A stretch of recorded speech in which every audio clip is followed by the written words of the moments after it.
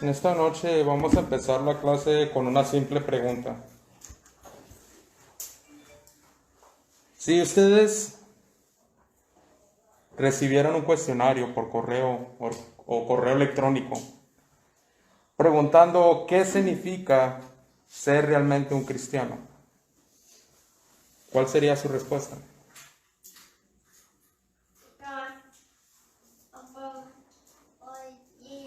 ¿Cómo contestaría la comunidad alrededor? Más probable dirían, pues ser cristiano es creer en Dios y Jesús, leer la Biblia, orando a Dios, siendo religioso o religiosa y atender al servicio. Y pues la respuesta que siempre dice la gente, ser una buena persona. Espero que se entienda de que estas son características de un cristiano. No hay nada de malo en esas características. Pero eso no dice que uno es realmente cristiano. Hay mucha gente que cree en Dios, pero no cree que Jesús es el Mesías o el Hijo de Dios. Vemos nuestros amigos los islámicos y los judíos creen en Jesús, pero no como Hijo de Dios. Ellos mismos no se nombran cristianos. Pero veamos en las Escrituras, porque también Jesús mismo nos indicó que hay gente que lee las Escrituras y aún así no son cristianos. En Juan 5:39, Juan 5:39. Juan 5:39. Si alguien me ayuda con la lectura. Escudriñad las Escrituras, porque a vosotros os parece que en ellas tenéis la vida eterna, y ellas son las que dan testimonio de mí. Y luego en el siguiente versículo dice, no queréis venir a mí para que tengáis vida. Es una pregunta que hizo. ¿Por qué hizo esa pregunta? ¿O por qué dijo eso?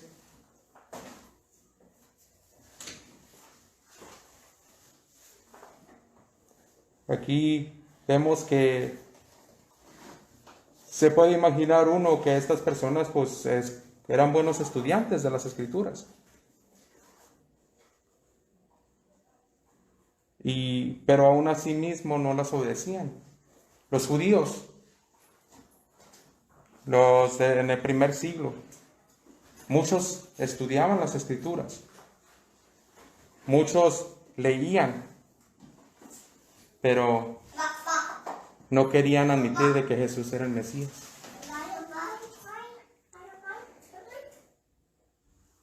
Los judíos y los islámicos oran supuestamente a un Dios, pero eso no significa que son cristianos. Los budistas y los hindúes son religiosos, pero ciertamente no son cristianos. Ni se describen así. En la Biblia se habla de muchos grupos religiosos que no eran cristianos. Por ejemplo, cuando Pablo fue a la ciudad de Atenas y vio la situación de la idolatría en la cual Atenas estaba, él mismo les dijo, les percibo que son religiosos, pero no eran cristianos. En Hechos 17, del versículo 16 al 22, Hechos 17. Mientras Pablo los esperaba en Atenas, su espíritu se enardecía viendo la ciudad entregada a la idolatría. Así que discutía en la sinagoga con los judíos y piadosos y en la plaza cada día con los que concurrían. Y algunos filósofos de los epicúreos y de los estoicos disputaban con él, y unos decían, ¿qué querrá decir este palabrero? Y otros, parece que es predicador de nuevos dioses, porque les predicaba el evangelio de Jesús y de la resurrección. ¿Hasta el 20? ¿O cuál? 22. Ok, y tomándole le trajeron al areópago, diciendo, ¿podremos saber qué es esta nueva enseñanza de que hablas? pues traes a nuestros oídos cosas extrañas. Queremos pues saber qué quiere decir esto, porque todos los atenienses y los extranjeros residentes allí en ninguna otra cosa se interesaban sino en decir o en oír algo nuevo. Entonces Pablo, puesto en pie en medio del areópago, dijo: varones atenienses, en todo observo que sois muy religiosos. Eran religiosos, pero eran cristianos. Nosotros, vamos a decir de una manera, nuestra cultura moderna, vemos a muchos religiosos alrededor de nosotros, pero se dicen que son cristianos, pero son cristianos, ¿no? Sí, también vemos antes de este acontecido, Saulo de Tarso, antes de aceptar al Señor, era un hombre muy religioso, pero no era cristiano. Aparte de eso, el ser cristiano no nomás es ser una buena persona. En Hechos 10, versículo 1 al 2, en el acontecimiento con Cornelio. Cornelio se menciona que era un hombre muy bueno. Si alguien por favor me lee ahí en el versículo 1 y 2. Había en Cesarea un hombre llamado Cornelio, centurión de la compañía llamada La Italiana, piadoso y temeroso de Dios con toda su casa, y que hacía muchas limosnas al pueblo y oraba a Dios siempre. ¿Era cristiano Cornelio? No era cristiano. En otras palabras, los autonombres que en veces nos damos, como ser buena persona, ser una persona moral, no significa que sea un cristiano. Lamentablemente, hablando con mi esposa una vez que salimos a otra ciudad, pues estábamos viendo mucha gente que estaba soportando el partido republicano de aquí de Estados Unidos. Y la verdad, pues, a mí no me llama la atención lo que es la política. Pero yo hasta este momento yo noto que mucha gente que se dice ser cristiana vota por cierto partido porque dice que es cristiano. Y la verdad, a mí se me hace una excusa para el cristiano no hacer su obra. Quieren que alguien en alto haga la obra del cristiano. Y pues es algo triste, porque en vez del cristiano dice, no, pues nomás soy el título cristiano, no necesito hacer nada. Entonces tenemos que abrir el ojo a eso también. Con leer estos versículos, muchos creerían que Cornelio era un hijo de Dios, pero sabemos que no era así. En el siguiente capítulo, Pedro relata que había pasado en casa de Cornelio, en Hechos 11, versículo 13 al 14.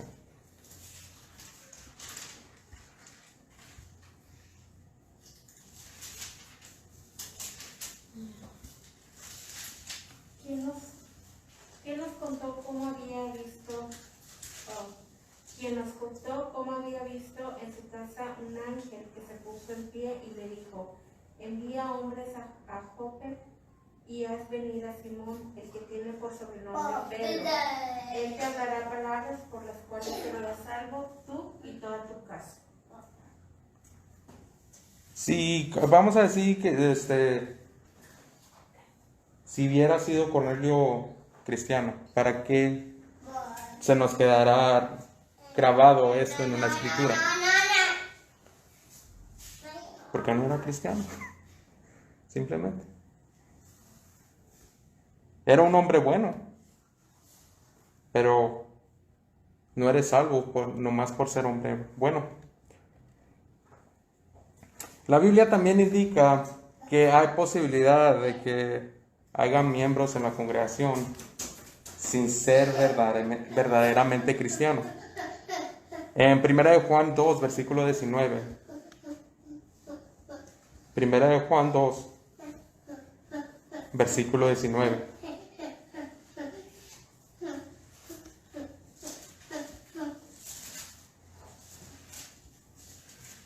Salieron de nosotros, pero no eran de nosotros. Porque si hubieran sido de nosotros, habrían permanecido con nosotros. Pero salieron para que se manifestase que no todos son de nosotros. Es triste, ¿verdad? Que uno quisiera pensar de que todos los que estamos aquí, pues, somos cristianos, ¿verdad? Somos lealmente cristianos. Pero desafortunadamente hay hermanos que no, o sea, nomás son por título, pero nunca han sido convertidos. La gente puede creer en Jesús, pero no necesariamente son cristianos. Es verdad que todos los cristianos son creyentes, pero no todos los creyentes son cristianos. En Santiago 2:19,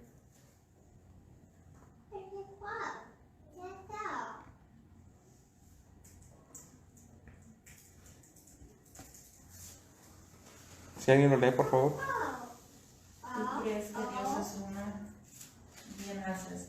También los demonios creen y temblan. También los demonios creen y tiemblan. Uno puede creer que Jesús es el Hijo de Dios. Uno puede creer que Jesús fue enviado para lavar nuestros pecados. Uno puede creer que a través de Jesús tenemos la vida eterna.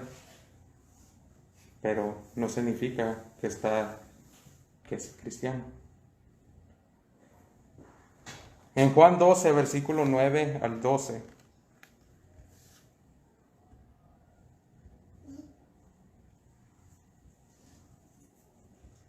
Juan 12, del 9 al 12. La multitud de los judíos vieron entonces que él estaba ahí y vinieron no solamente por causa de Jesús, sino también para ver a Lázaro, a quien había resucitado de los muertos. Pero los principales sacerdotes acordaron dar muerte también a Lázaro, porque a causa de él muchos de los judíos se apartaban y creían en Jesús. El siguiente día grandes multitudes que habían venido a la fiesta al oír de Jesús al oír que Jesús venía a Jerusalén. En el versículo 11 dice, por causa de él muchos de los judíos se apartaron y creían en Jesús. Quizás este pasaje estaba diciendo que algunos judíos aceptaron y caminaron con Jesús, pero a él les querían dar muerte, a él y a Lázaro, por lo mismo de que Jesús se estaba apartando de las costumbres, o sea, se apartó desde el principio de las costumbres de los judíos. Y las costumbres que me refiero son las costumbres que ellos hicieron como mandato, que no eran, que hicieron por ley, pero no eran. Porque hasta donde se sabe, Jesús se mantuvo apegado a la ley. Estos hombres no le confesaban porque preferían la alabanza del hombre y por eso querían pues darle mate ahí. Por eso la pregunta es importante: ¿qué realmente es ser cristiano? La respuesta es muy importante también. Porque si hay idea vaga de lo que es ser cristiano, podemos dar mal ejemplo. Jesús mismo menciona que en el día del juicio muchos sinceramente le dirán que son activos en la religión, que hacen mucho por la obra. Pero el Señor les dirá, nunca os conocí. Es lo que dice Mateo 7, 22 al 23.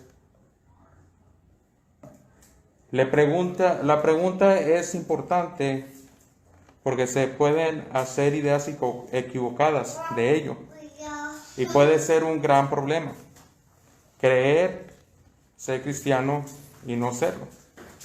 Tenemos que ayudarnos y ayudar a reconocer si estamos en el error. También se puede hacer un problema en que la gente que no es religiosa confunda la cristiandad imitada a la cristiandad genuina. Quizás mucha gente dice, no, pues si eso es ser cristiano, yo no quiero nada con eso. Esto es causa de la gente que confunde a los que imitan ser cristianos con los cristianos genuinos. ¿Cuántos de nosotros no hemos invitado a gente aquí? Y nos dicen, pero es que ustedes no tienen música. Es que ustedes no tienen recreación para los niños. O ustedes no regalan comida. Y aquí en Indianápolis, pues es lo que la gente busca. Tristemente. Y me imagino que en otros lados, pero al menos nosotros tenemos la experiencia aquí en este estado, en lo que es Indiana. Nos ha tocado mucha gente que nos dice, no, pues es que no regalan comida. Y eso es lo que ando buscando. En casos, me acuerdo que una vez vinieron a casarse, ¿se me hace? O a hacer un proceso legal. Y querían que la iglesia aportara para ayudarles. Pues es triste. No solo necesitamos saber qué es ser cristianos, sino necesitamos ayudar a otros a entender qué es ser cristianos. La palabra cristiano, de acuerdo al Diccionario de la Academia Española, dice que es perteneciente o relativo a la religión de Cristo. Y la segunda definición que tiene es alguien que profesa la fe de Cristo. O sea, las dos definiciones que encontré que se apegaban más a lo que es bíblicamente, bíblicamente el significado. Pero nosotros podemos decir que la Biblia en sí es un diccionario de Dios. La manera más simple para nosotros poder entender qué significa ser cristiano es buscar en dónde se encuentra el término cristiano. Solo se encuentra 3 pasajes, al menos que yo sé, en el Nuevo Testamento, la palabra cristiano. Ahora, estos pasajes no nos dicen todo lo que es ser un cristiano, pero nos enseñan mucho y proveerá el conocimiento para que nuestra mente esté en mejor lugar para contestar la pregunta. La primera vez que se usó el término cristiano fue en Hechos 11:26. Si vamos ahí en Hechos 11:26.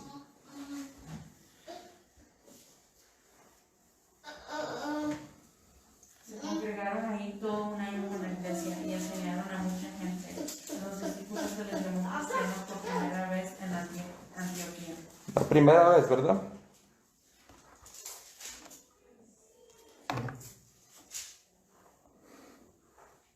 Quiero hacer una aportación aquí. Cuando leemos aquí en Hechos 11:26, que es algo que yo estuve estudiando ayer con hermanos de Chile, precisamente el nombre cristiano. Cuando dice aquí la palabra, se les llamó cristianos por primera vez. La palabra llamó es de un término griego que es krematixo. Y krematixo es un llamamiento por parte de Dios. Un llamamiento divino. Entonces aquí se les llamó cristianos por parte de Dios, no por parte de la muchedumbre o de la gente que era expectativa de lo que hacía la iglesia del Señor. No la gente del mundo ni los mismos cristianos, sino que fue un hombre del cielo. Y ese nombre estaba prometido en el Antiguo Testamento, especialmente en el libro de Isaías leemos algunos pasajes donde se prometía que se les iba a dar un nombre nuevo a los que seguirían a Dios. Te me adelantas. Oh, ¿qué iba a ser? Porque parece que se usa un término cercano cuando José es advertido. Un llamamiento de Dios. Que es advertido para que salga para... Ahí se usa ese mismo término. Los cristianos se reúnen como iglesia local. Si lee Hechos, si lee todo el libro de Hechos, se puede dar cuenta, no tenemos tiempo para leer el libro de Hechos, se puede dar cuenta de que los hermanos del primer siglo tenían reuniones cuando eran visitados por predicadores y gente se convertía. Eso pasaba en ciudad.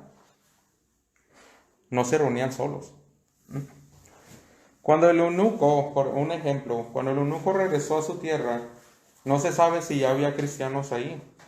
En ese tiempo, era algo quizás un poco extraño en esas tierras. No había el primer cristiano de eso. Pero se puede creer de que el eunuco convirtió Sí, a la gente. Cuando Saulo se convirtió, se dirigió a la área de Arabia. Y no se sabe si había cristianos ahí. Si hay otros cristianos, hay la responsabilidad de trabajar juntos. En Hebreos 10, 24 al 25. Hebreos 10, 24 al 25.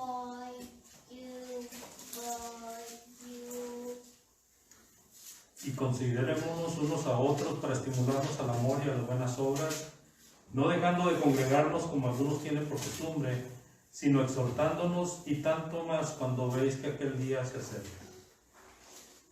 Una cosa que debemos agarrar también de aquí, de este texto, la parte de todas las responsabilidades que tenemos. No nomás serán para ellos, es para nosotros también. Una de las cosas que debemos de considerar de que ellos ya estaban esperando el día final. ¿Cuál es nuestra excusa?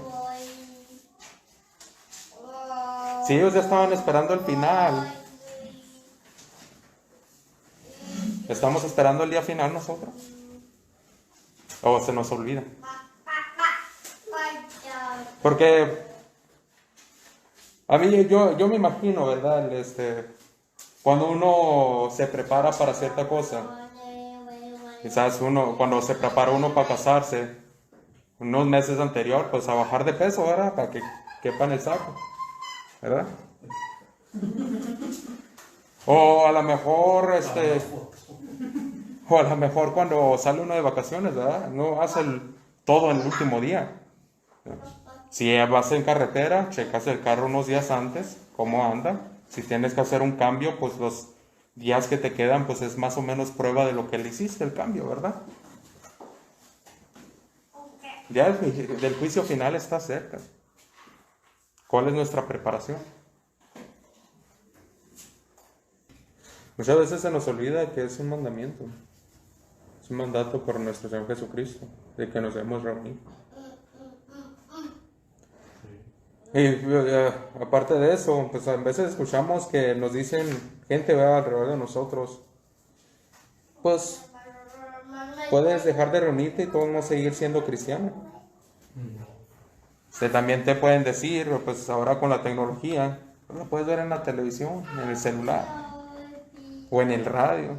Yo no sé quién usa el radio ya, ¿verdad? Pero tenemos responsabilidad dada por el escritor de Hebreos. No está hablando de tu aprendimiento ni tu ánimo, sino que está hablando importantemente del ánimo que le das a la otra persona y el entendimiento que le ayudas a tener a la otra persona. Por eso te dice que juntos, congregándonos, como dice, no dejando de congregarnos como algunos tienen por costumbre, exhortándonos unos a otros, y en mucho más al ver que el día se acerca, diciendo que debemos de estar juntos.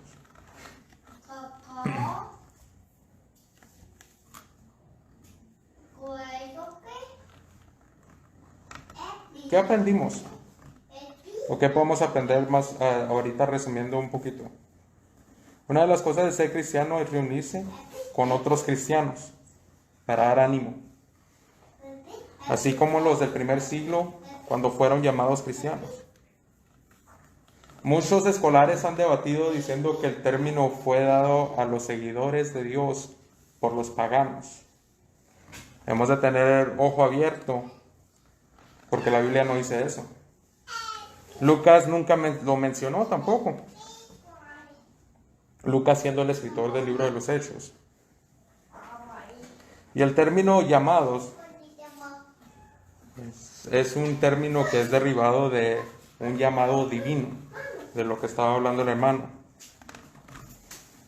Este término fue dado a los siervos de Dios el ser cristiano, por el llamado divino. En otras palabras, como dijo el hermano, este término fue dado por Dios a los primeros cristianos. Y como les estaba mencionando en Mateo 2:12, cuando fue el acontecimiento de que José tuvo que salir huyendo, ahí también se menciona un término cercano que es una advertencia divina. Hay que tomar en cuenta y hay que tomar nota también de que muchos líderes grandes religiosos no querían ser idolizados o, ¿cómo se dice? Idolatrados, ni reverados. Por ejemplo, nuestro amigo Martín Lutero en alguna vez escribió, él mismo dijo que dejaran su nombre en paz, porque cristianos son. Y me enseñó que Él no fue el sacrificio por sus pecados y que no murió por ellos, pero que Cristo murió por ellos. Es triste saber que sus estudiantes no escucharon sus palabras. Había un predicador de la iglesia bautista en el siglo XIX, fue un predicador muy famoso que se llamaba Charles Hayden. Ese también dio un comentario diciendo que él esperaba el día en el que el nombre bautista desapareciera y que el nombre de Cristo es y será para siempre. Si los primeros seguidores de Cristo eran llamados cristianos, ¿cómo nosotros podemos mejorar ese nombre? ¿Y cómo nos atrevemos a tratar de mejorar ese nombre? Si vamos a Hechos 11:26, mirando otra vez, miramos que los discípulos fueron llamados cristianos primero. Los discípulos fueron los que tomaron ese nombre, ¿verdad? Porque eran cuando estaban reunidos los discípulos. ¿Pero qué es un discípulo? El discípulo es un aprendiz y un seguidor de Cristo. Alguien que aprende de Cristo y sigue a Cristo. Si alguien no aprende ni sigue a Cristo, ¿cómo puede ser llamado cristiano? En veces caigo en esa excusa, que no se me queda nada grabado. Especialmente en mi trabajo tenemos que tomar un examen para certificarnos por el Estado. Yo me acuerdo que varias veces reprobé el examen. Yo le decía a mi esposa, es que no se me queda nada, pero es que no estaba estudiando. Pero en veces caemos en esa excusa, ¿verdad? Nomás estudié como los primeros 2 días y tuve 60 días donde no hice nada. Pero en veces caemos en esa excusa y debemos dejar que eso sea nuestra excusa. No, es que no se me agregaba nada. Escríbelo.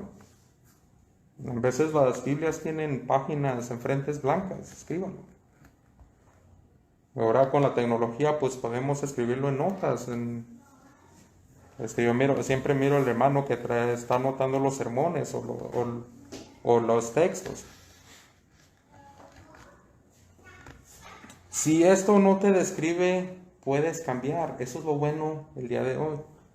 En Hechos 11, 19, 26. En Hechos 11, 19, 26. Si alguien lo puede leer, por favor. Ahora bien, los que habían sido esparcidos a causa de la persecución que hubo por motivo de Esteban, pasaron hasta Fenicia, Chipre y Antioquía sin hablar a nadie en la palabra, sino solo a los judíos. Pero había entre ellos unos de Chipre y de Cirene, los cuales cuando entraron a Antioquía hablaron también a los griegos, anunciando el evangelio del Señor Jesús. Y a la mano del Señor estaba con ellos, y gran número creyó y se convirtió al Señor. Llegó la noticia de estas cosas a oídos de la iglesia que estaba en Jerusalén, y enviaron a Bernabé para que fuera hasta Antioquía. Cuando llegó y vio la gracia de Dios, se regocijó y exhortó a todos los que el propósito de corazón permanecieran fieles al Señor. Era un varón bueno, lleno de Espíritu Santo y fe, y una gran multitud fue agregada al Señor. Después fue Bernabé a Tarso en busca de salud de Saulo, y cuando le halló, lo llevó a Antioquía. Se congregaron allí todo un año con la iglesia y enseñaron a mucha gente. Los discípulos se les llamó cristianos por primera vez en Antioquía. Ok, regresando, como recapitulando. El cristiano debe de predicar del Señor. En el versículo 20 lo dice. En el versículo 21 dice, el cristiano debió haber sido creído y haber sido convertido. Y en el versículo 23 dice que debes de continuar en el Señor. En el versículo 24 dice que debes de ser agregado al Señor. Noten el énfasis es de ser agregados al Señor. La gente se va de la iglesia, pero primero abandonó al Señor. En veces decimos que hay un nuevo miembro en la iglesia y nunca hacemos énfasis de que la persona fue agregada al Señor. En el versículo 25 dice, congregándose con la iglesia. Un cristiano verdadero es alguien convertido al Señor, no a la iglesia. Es leal al Señor, no es convertido a ninguna doctrina de sus padres o teología o denominación, ni convertido a una iglesia local en particular, ni a un edificio de adoración. Tampoco es convertido al predicador. Ustedes saben que eso pasa.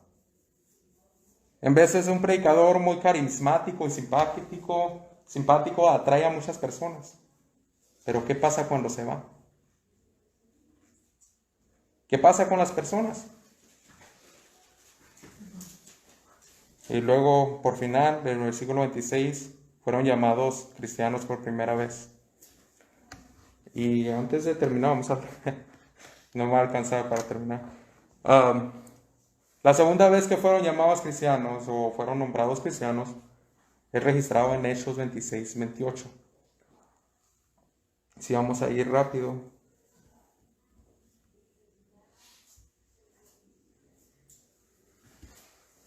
Entonces Agripa dijo a Pablo, por poco me persuades a ser cristiano.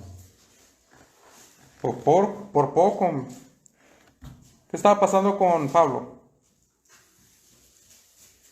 Estaba preso y de repente lo entrevistaban a un gobernador y luego otro, y en este caso le tocó al rey Agripa. Y el rey Agripa conocía la ley de los judíos. El rey dice, casi me persuades. Un cristiano debe ser alguien persuadido por Jesús. No es un proceso misterioso como lo pintan otras religiones, de que tienes que recibir una visión en la noche. Si supieran cuántas veces me han dicho, es que en la noche vi una visión de un dragón que me andaba siguiendo. Y de repente vi una luz y la luz me dijo que tenía que venir. No es algo misterioso así, sino persuadido. ¿Qué creen que le dijo? Él estaba contando Pablo al rey Agripa. Pues estaba hablando del Evangelio. Le estaba hablando del Evangelio. De Cristo el Señor. Yo creo que voy a terminar aquí, me faltó bastante, pero les agradezco su atención en esta noche. Si quieres dar una segunda parte, puedes hacerlo para la siguiente semana, si crees conveniente. Ok. La siguiente semana, ok. ¿Quieres hacernos una oración?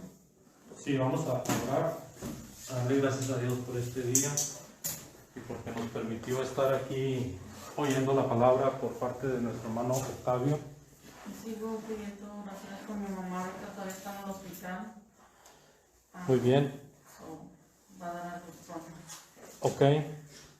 No se nos olvide También yo quiero rogarles que lleven en sus oraciones a la familia Jiménez de Ciudad Juárez.